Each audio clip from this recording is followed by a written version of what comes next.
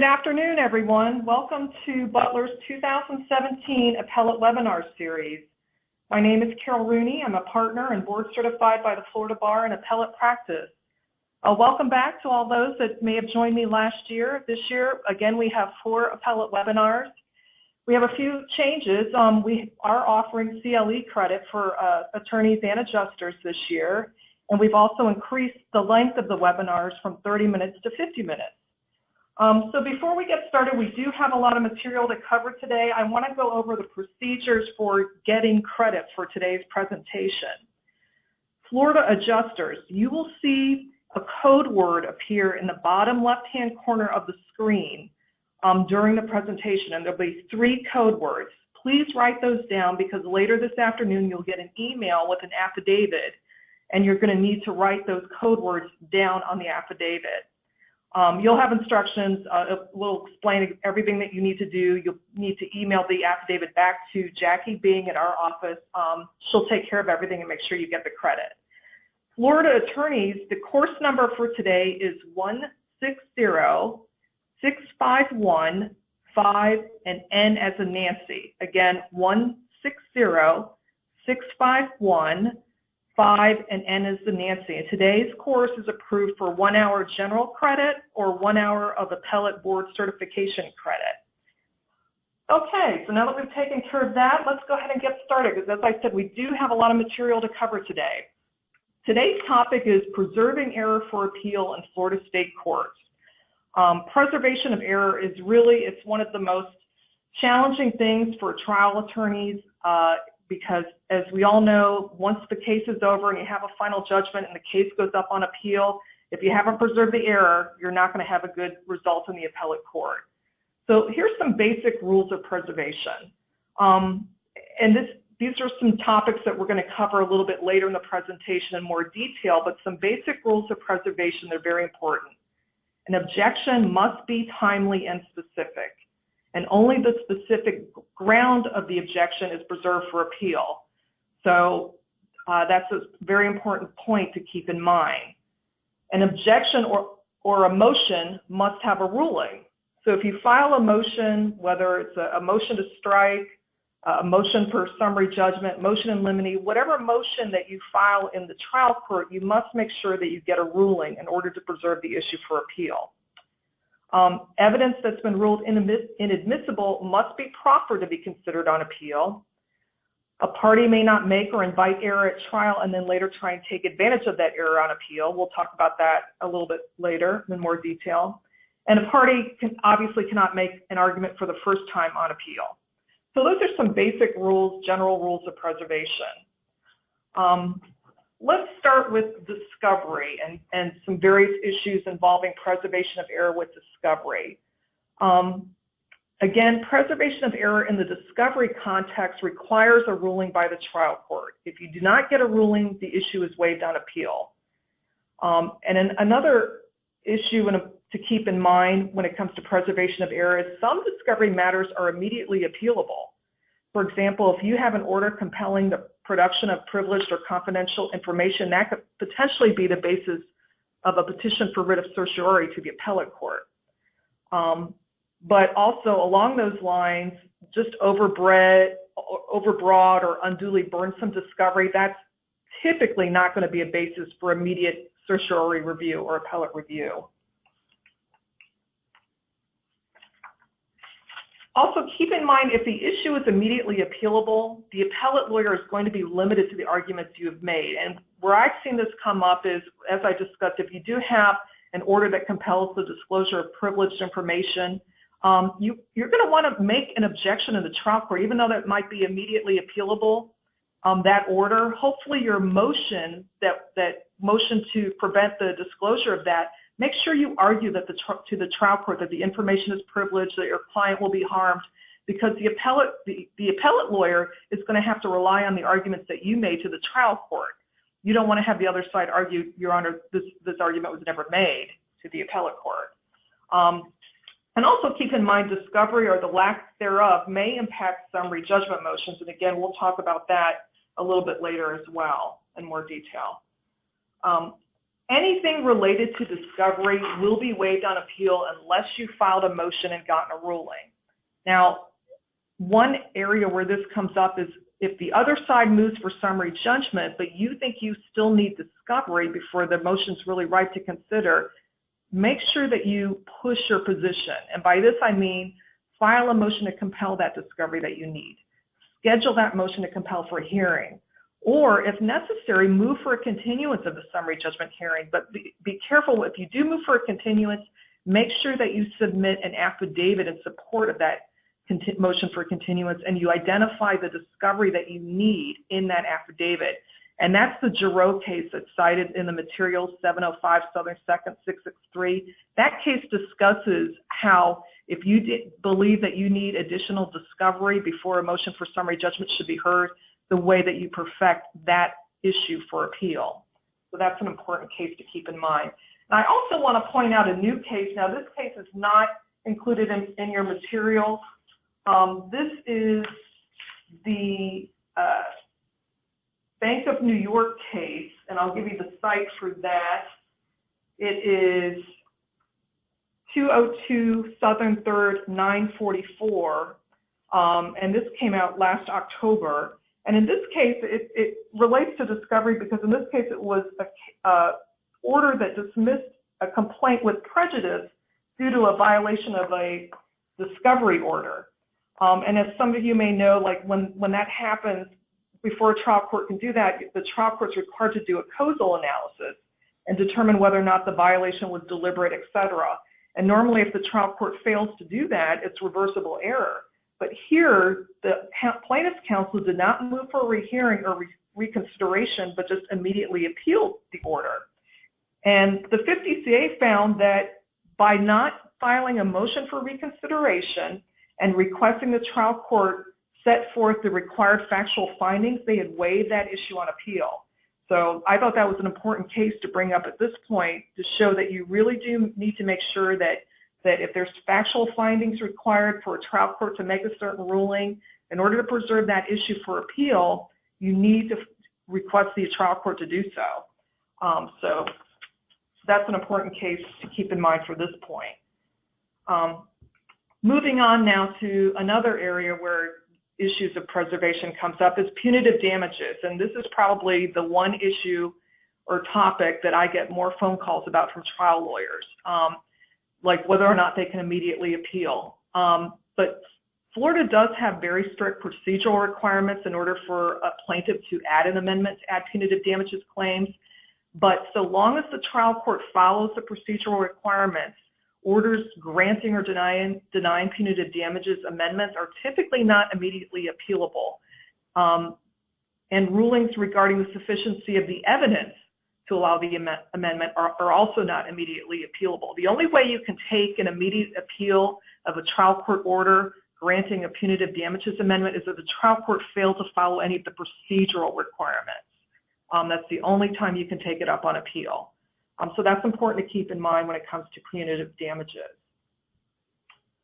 Moving on now to summary judgments and affidavits that support or oppose summary judgment.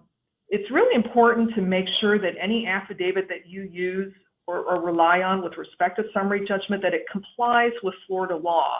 And by this I mean you need to make sure that the affidavit and the person swearing to the matters in the affidavit, that those are made on personal knowledge. And the affidavit also needs to set forth facts as such would be admissible in evidence. And also show affirmatively that the affiant is competent to testify to the matters stated therein. So that's one basis, whether you're opposing or you're seeking summary judgment, make sure that you scrutinize the affidavits related to that, because that's an area where it's really easy to miss that, and that could come back to bite you on appeal.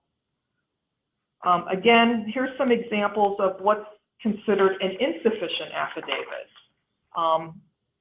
To the best of the affiant's knowledge, that's been ruled insufficient.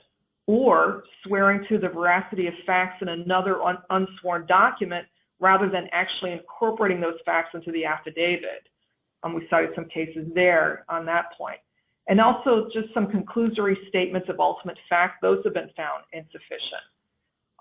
So those are some cases there to help you determine whether or not your affidavit is sufficient or not.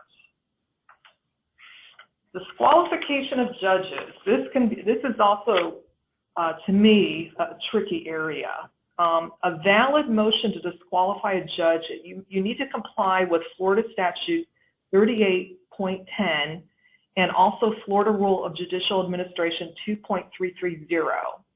And those, I didn't include all of the different requirements, but if you look at those, the statute and the rule, it'll tell you. And also you need to file this motion within 10 days after discovery of the facts to support the motion. Make sure the motion specifically alleges the facts that you're relying on. It needs to be sworn or supported by an affidavit, and you need to include all the dates of any previously granted motions to disqualify the case, and also dates of any orders granting the motion. There's the grounds to support this are really beyond the scope of this presentation, but generally the facts must show that the party fears it will not receive a fair trial. Cumulative effect of events, maybe one event on its own is not sufficient, but the cumulative effect may be, and that's the Michaud-Berger case. Now keep in mind, orders granting or denying are only immediately reviewable by an extraordinary writ, but only when all the requirements are perfectly met. So it's a pretty tough standard. But if you follow all the requirements perfectly, chances are, if you're on the opposing end of that, you can take it up on an immediate appeal. Judicial notice. This is another somewhat tricky area. Now, this is governed by Florida Statute 90.202, and it basically sets forth the various records or documents that a trial court or appellate court may take judicial notice of, including records of any court of the state, meaning if you want to have one trial court take judicial notice of another trial court's record. Also facts that are not subject to dispute, like, for example, certificates of occupancy that are filed with the building department, documents of that type. Now, judicial notice is compulsory if you exactly follow 90.203, and that's the procedural requirement of the statute, and that's where you give the opposing side timely written notice to oppose it and provide all the sufficient information establishing it falls under section 90.202. So 90.203 basically says that it's compulsory, and 90.202 identifies the documents that you can seek judicial notice of. Now, if you cannot follow 90.202, you must show good cause why not, and still establish the reliability of the information therein. So that's basically judicial notice in a nutshell. Now, keep in mind that just because a court can take judicial notice, it doesn't get around whether or not something, maybe hearsay or those kind of evidentiary issues. It's just basically the court may take judicial notice. The effect of that notice can still be subject to like hearsay or other type of objections. Pretrial stipulations. This is probably one of the most underused devices that I see in the trial courts. And the Central Square Tarragon case is a great case to be familiar with along these lines, because it basically shows you that really the power of a pretrial stipulation. They are binding. They're binding on appeal, just as they are in the trial court. And in rare cases, it may even be binding in another lawsuit. But the stipulations, the reason I included this is it's such a great tool to take advantage of to basically eliminate all those extraneous facts, get all the basic fundamental facts out of the equation for the jury, rather than leaving them to be decided by a jury. So pretrial stipulations, a very powerful tool. Central Square Tarragon basically shows how one party really prevailed on appeal because they had a pretrial stipulation. So that's a good area and a good case to be aware of. Motions in limine. Now, this is another area where preservation issues come up actually quite frequently. Just some general rules with the motion in limine. Attach the document or statement, even if it's an excerpt of a transcript that you're seeking to exclude, to your written motion. This is helpful for appellate purposes, just to make it clear exactly what it was that you were seeking to exclude by your written motion. It's very important to secure a clear ruling.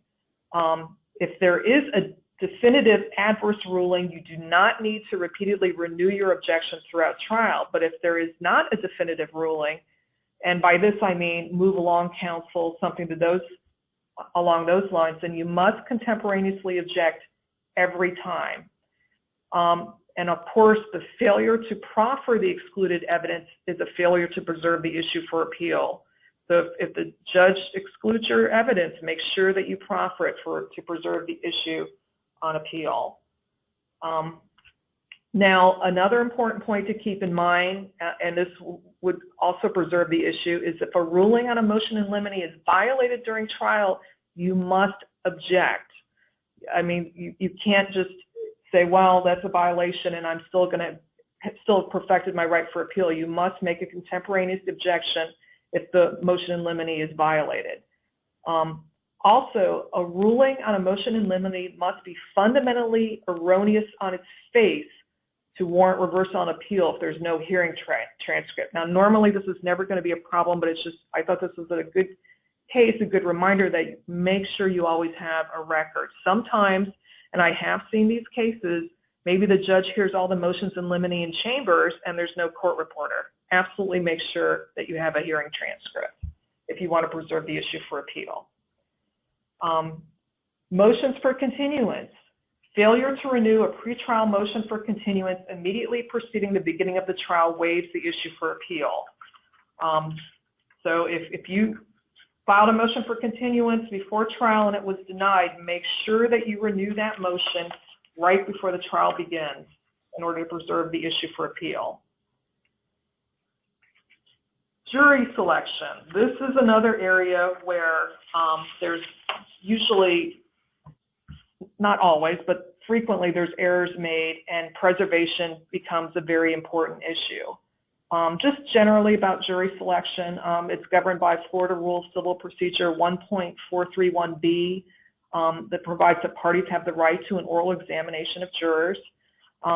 As most of you know, the trial court has a great deal of discretion in controlling the scope of the examination, but the trial court cannot arbitrarily limit the time or the number of questions allowed. Now, the key word is arbitrarily. So if you really feel you're being unduly restricted with the time or the number of questions, that's a possible appellate issue.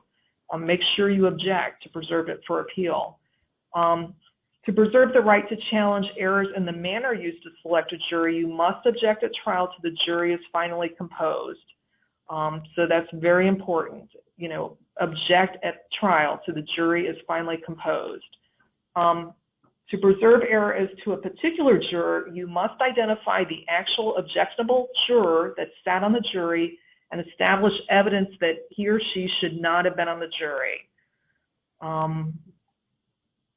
Also, jury selection for cause challenges. Now, a juror should be excused for cause if there is any reasonable doubt as to the juror's ability to be impartial. And all doubts must be resolved in favor of excusing the juror. Now, Florida statute section 9.13.12 provides the qualifications of jurors in criminal cases shall be the same as their qualifications in civil cases. So there, at least for cause, there are certain jurors that are going to be automatically disqualified or excused, and that's convicted felon, currently under prosecution, governor, the whole, whole certain office. Now, persons excused upon request, if they make a request to be excused, the judge must allow that as a for cause challenge. And for example, that would be an expectant mother or any parent who's not employed full time and who has custody of a child under 6. Again, the statute lists these folks. Now, to preserve an error in refusing to exclude a particular juror for cause, you must identify the ground for the challenge, exhaust all peremptory challenges, and if possible, use one on the objectionable juror, request additional peremptory challenges to make up for the one lost, identify the juror clearly for the record, and that is important, so it's very clear from the record who that juror was, that you would have removed peremptorily, but for having to use a peremptory on the juror you were forced to accept. And again, make sure you renew your objection before the jury is sworn. Now, this Caratelli versus State case really clearly lays out those steps that I just covered, so I included that. It's also a great case to have with you when you go to trial. Jury selection with peremptory challenges. Now, again, this is another area where the preservation issues come up, and to preserve an error in refusing to allow a peremptory challenge, you must object to the trial court's ruling, show that you were forced to accept the objectionable juror whom you would have struck, identify the particular juror, establish what was objectionable about the juror, establish that the juror actually sat on the jury, and then again renew your objection to the swearing in of the jury. If you do that, you're going to preserve that issue for appeal.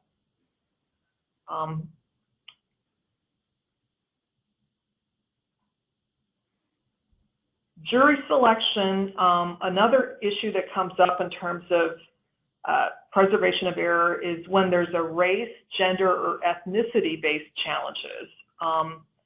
And this Melbourne versus State case, it provides the three-step process in order to make this challenge. One party requests the other party to provide a race or gender-neutral reason for a peremptory strike, showing the juror is a member of a protected class. Then the opposing party provides a race or gender-neutral reason, and then the court must consider whether or not the reason given is genuine. Now, one important factor is genuineness does not equate to reasonableness. So this is an area where you definitely could have appellate issues. So you want to make sure that you provide that these steps are followed anytime you're going to have a race, gender, ethnicity-based challenge to a juror.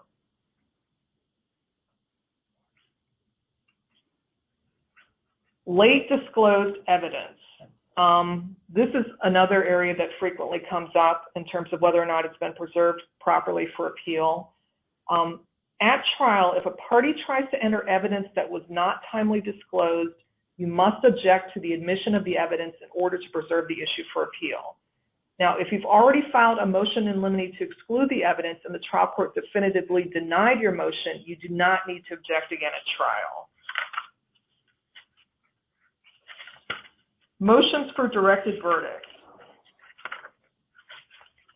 This is another area where there's frequently issues related to preservation of error.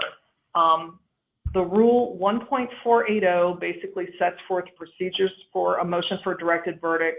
Probably the most important factor is the motion really needs to be specific. And some of the issues I've seen come up with motions for directed verdict related to preservation of error are, for example, a motion for a directed verdict containing grounds by one defendant not included on appeal are not preserved for a co-defendant who did not make those specific arguments at trial. So if you're a co-defendant, be sure the record reflects that your client has made the specific arguments in a motion for directed verdict if you want them preserved for appeal. Now, keep in mind also, failure to move for directed verdict does not preclude appellate review of an order denying motion for new trial.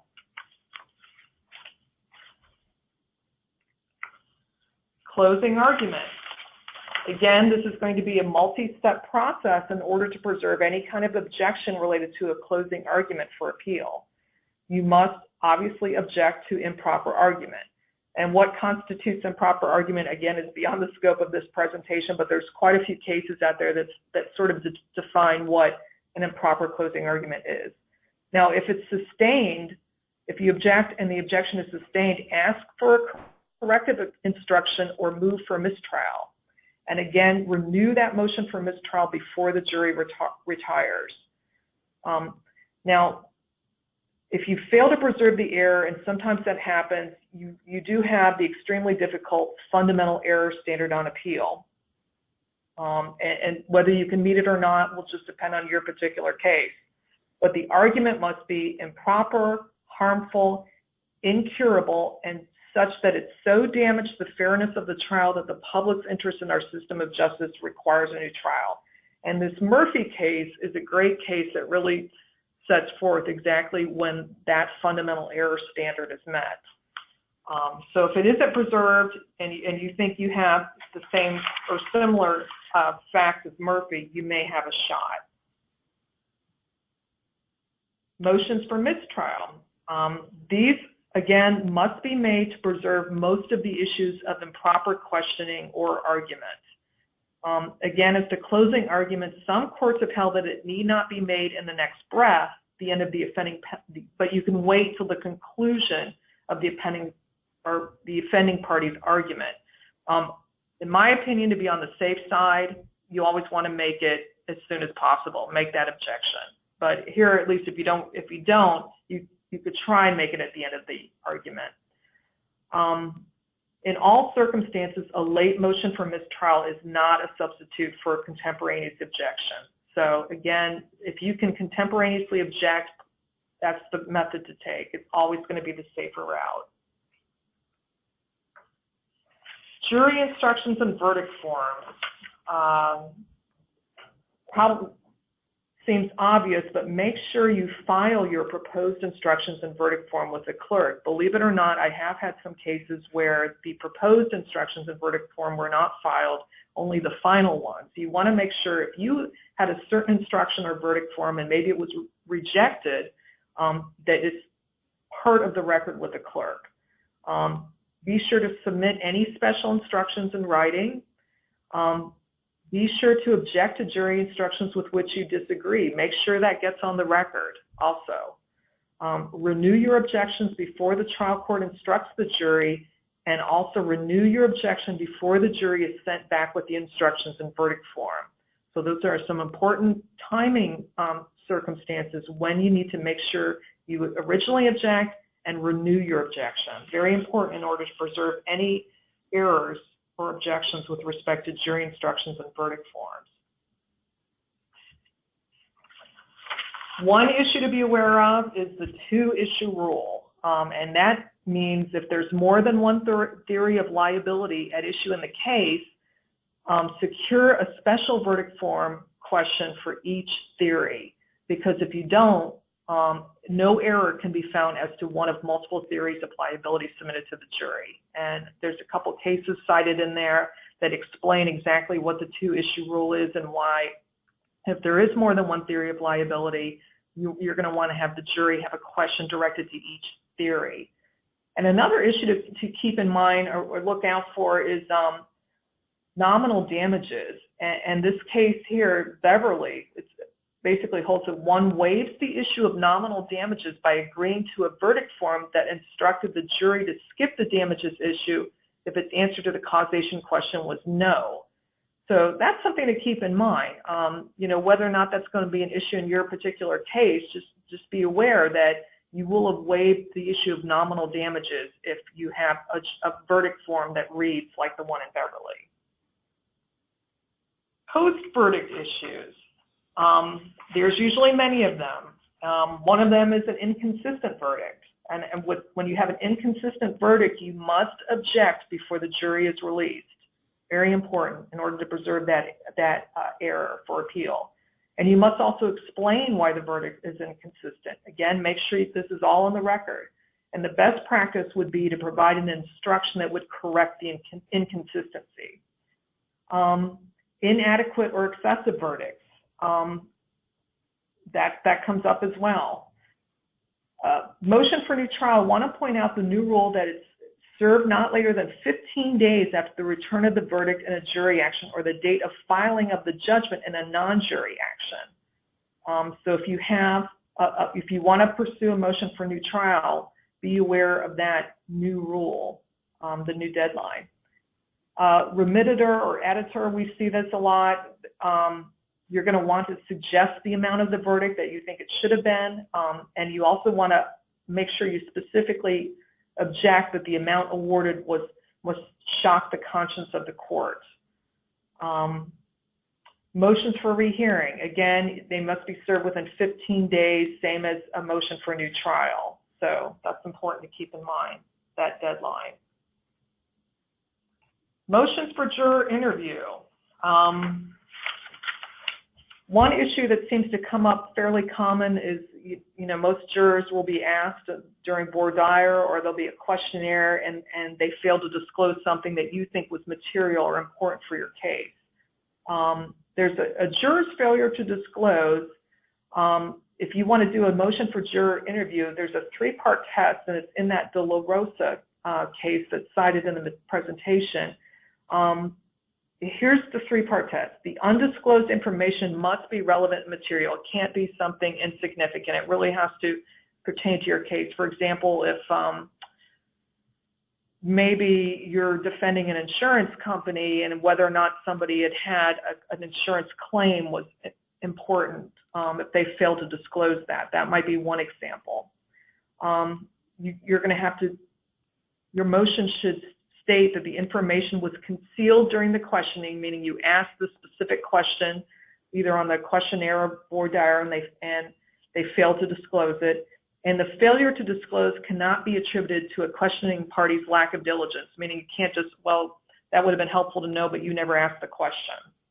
Now, you must bring this to the court's attention immediately upon learning of it. And the Murray case discusses what happens, if you sit on this information. It's important to file your motion, bring it to the court's attention immediately as soon as you know. The objection must be raised to the continuing presence of the juror, and the motion for juror interview must be served no later than 10 days after the verdict, and also provide that specific information, the grounds for the challenge. And that's covered in Florida Rules of Civil Procedure 1.431, subsection H. Attorney's fees, always a popular topic, and there's always going to be appellate issues and preservation issues related to attorney's fees, it seems. Now, to preserve appellate rights related to attorney's fees, you need to comply with the procedural and or statutory requirements for obtaining such an award. For example, Florida has a bright line rule that a motion to determine entitlement to attorney's fees must be filed within 30 days of the final order or judgment, and that's Florida Rules of Civil Procedure 1.525. And a trial court's reservation of jurisdiction to determine fees and costs does not extend that deadline. And there's a recent case it just came out last month, I wanted to bring to your attention out of the 5th DCA on this point. Interesting case, and it's Hovercraft versus Reynolds, 2017 Westlaw 539865. And in this case, the appellate court 5th DCA said to avoid the 30-day requirement for filing a motion for attorney's fees, the judgment itself must determine entitlement to fees and costs and reserve jurisdiction only as to the amount owed.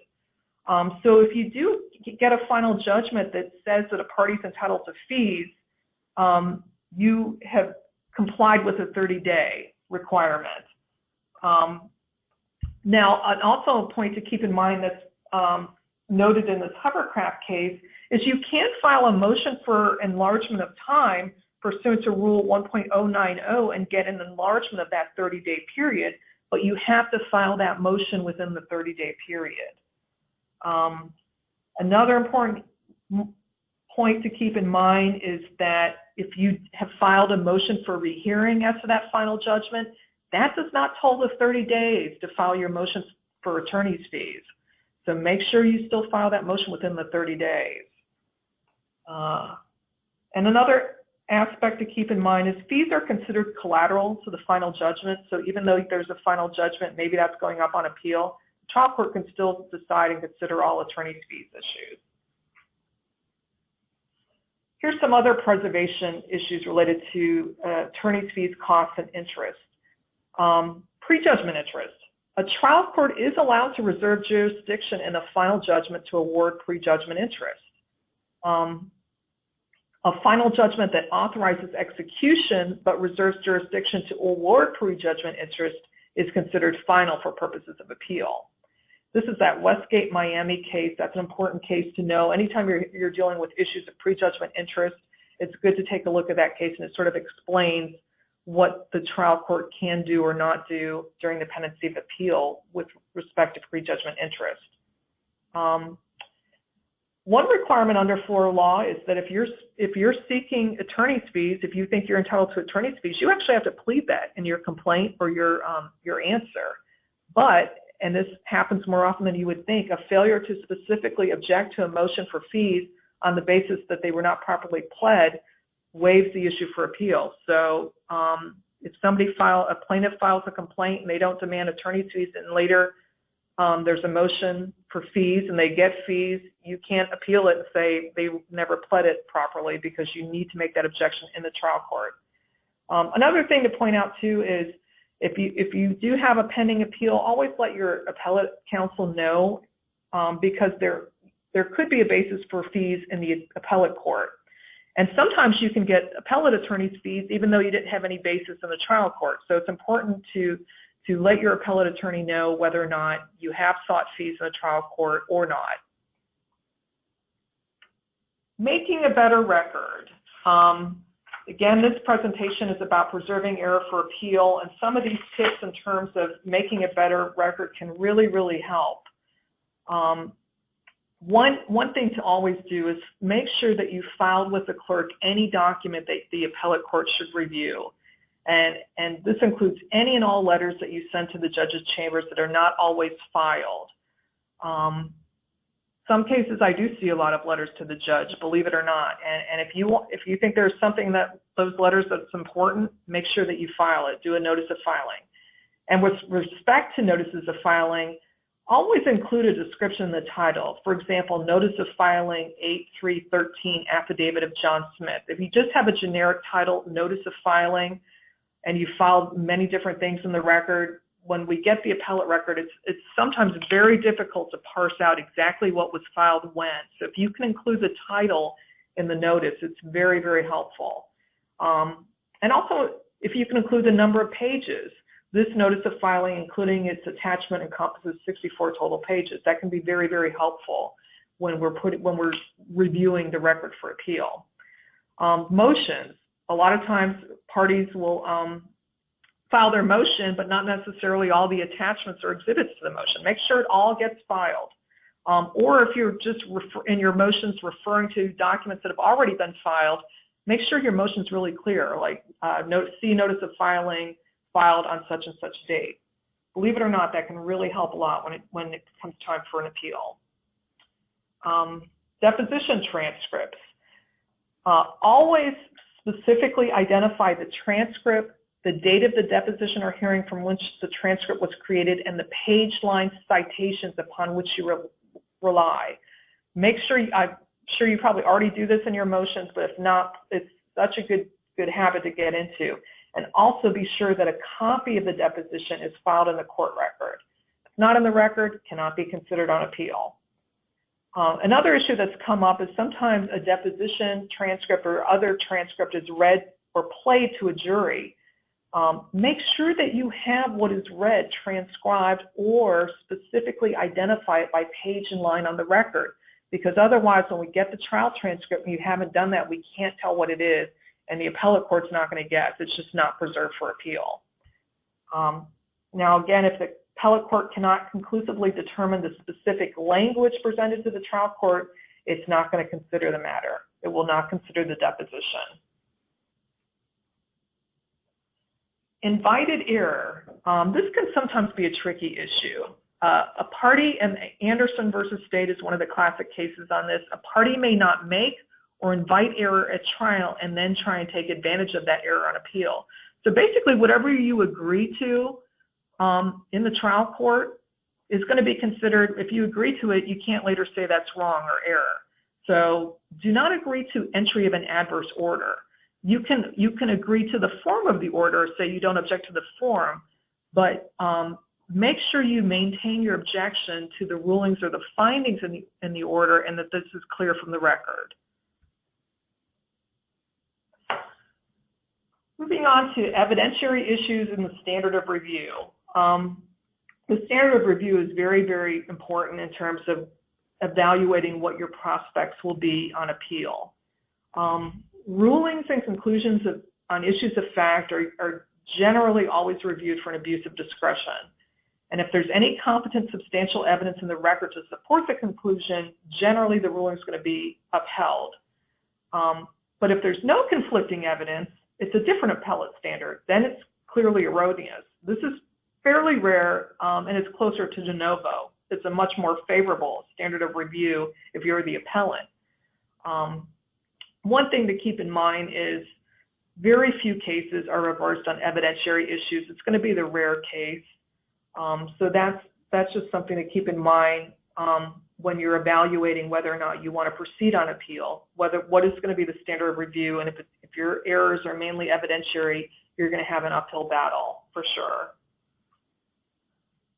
Authorized versus unauthorized motions. This is another area which I think can be very tricky, and the main reason is because when you have an authorized motion, it delays the rendition of a final order for purposes of starting the 30-day appeal clock. In Florida, you have 30 days from a final order to file your notice of appeal.